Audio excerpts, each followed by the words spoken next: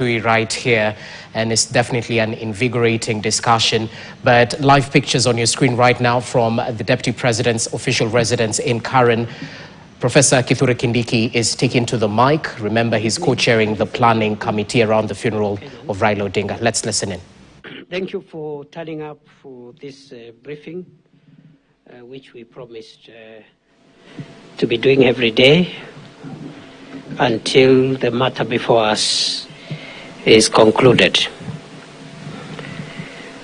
The mortal remains of our departed leader, former Prime Minister Raila Odinga, arrived today, touching down at the Jomo Kenyatta International Airport at 9:30 a.m. and welcomed tumultuously by thousands of grief-stricken mourners. President William Ruto and former President Uhuru Kenyatta led the family and dignitaries in the solemn state reception.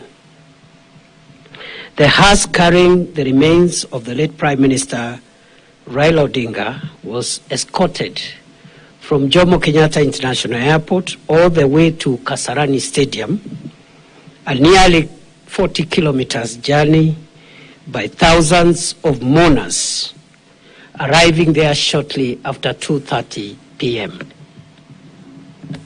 Upon arrival at Kasarani Stadium, military honors, prayers, and viewing of the body were done in the attendance of President William Ruto, former President Uhuru Kenyatta, family, dignitaries, and the top military command of the country. Public viewing of the mortal remains of our departed leader has just concluded peacefully at Kasarani. And we had intended to extend that viewing to as far as it would have become necessary, because we didn't want to give any mourner a reason to doubt that we all collectively want to mourn the late Prime Minister as much as possible. The National Committee on the state funeral of the late Prime Minister Raila Odinga is grateful to the thousands of mourners who continue to mourn him in dignity, and requests for calm and order as the mourning period gets into the second day tomorrow.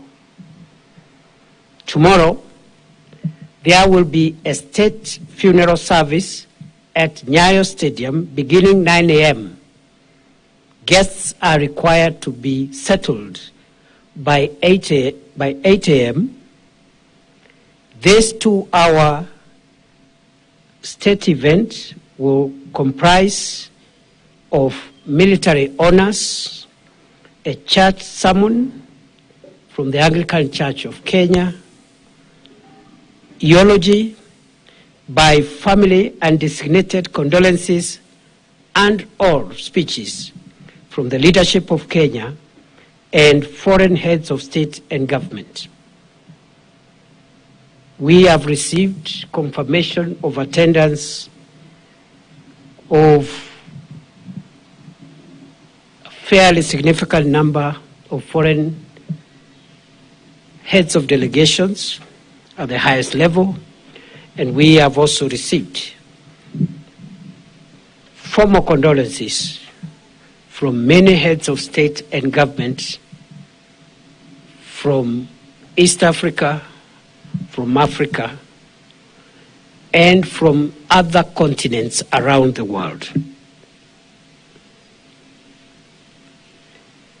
There will be a public viewing of the remains of the late Prime Minister Raila Odinga after that state event, and therefore Those who want to continue mourning our departed leader have no cause to worry. There will be another opportunity, and we will stretch that opportunity from around 12 o'clock noon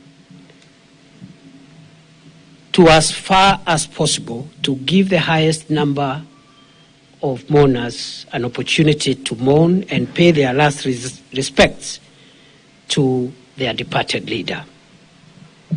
The next briefing will be done tomorrow, Friday 17th of October 2025 at 6:30 p.m. here.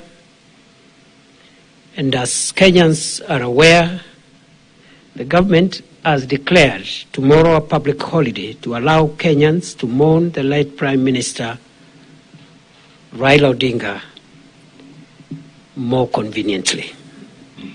We have the apologies of the co-chairman of the National Funeral Committee, National State Funeral Committee of the late Raila Odinga, Senator Dr. Oburu Oginga, who is away in Siaya, but is represented by his sister, Dr. Wenwa Akinyi Oginga, who is here, together with the other family members here, whom I announced yesterday. That is all for now. We thank you and wish you a good night, and see you tomorrow at Nyayo Stadium. We continue condoling with the family and associates, friends and community, and the entire fraternity of Kenyans and international friends who knew the late Prime Minister, and continue to pray that his soul may rest in eternal peace. Thank you very much and have a good evening. Thank you. Well, there you have it, the update by the Deputy President, Professor Kithure Kindiki, the co-chair of the National State Funeral Committee, planning the final respects of the former Prime Minister, the late Raila Odinga. He's just given an update on the day's events, that 40-kilometer journey from JKIA to Kasarani, escorted by hundreds of mourners, how public viewing has just been concluded peacefully today, and they definitely had an intent of extending the viewing time as far as necessary to ensure all or most mourners are accommodated, but he definitely gave a request for calm and order as the mourning period gets to the second day tomorrow. Remember, we definitely saw moments of unrest during that particular 40-kilometer journey from JKIA to Kasarani, and even at Kasarani Stadium, where tear gas was dispersed in order to bring order to the masses who had gathered at the stadium. Not just that, he mentioned how the state funeral service at Nyayo Stadium tomorrow will begin at 9 a.m. officially, but guests should be settled by latest 7 a.m. And the funeral, as mentioned by the president even earlier, will be comprised of full military honors. We will have a sermon by the Anglican Church, of which Raila Odinga was a member of, speeches by government heads and foreign dignitaries, and according to the Deputy President, numerous foreign heads of delegation have confirmed their attendance, as heads of state have equally sent their condolence messages. Public viewing will equally be held tomorrow. That's one of the changes that is proper to note. It should start from around 12 noon after the state funeral service has been concluded, and it will be held at the Nyayo Stadium in order to give an opportunity for as many mourners as possible to pay their last respects. And he mentioned they're willing to extend that time in order to accommodate as many mourners. Remember, tomorrow is a public holiday, and that is the very latest from the National State Funeral Committee co-chair, the Deputy President, Professor Kithure Kindiki, who of course was surrounded by a couple of high-level government officials. Siaya Senator James Orengo still in the picture right there, Otiende Amolo, just to mention a few, including the governor of Kisii County, Simba Arati, who's equally present at the Deputy President's official residence in Karen, which is spearheading the planning ahead of this busy next 3 days. I'm still in studio, joined by Dr. Mohisa Kitui, a man who needs no introduction.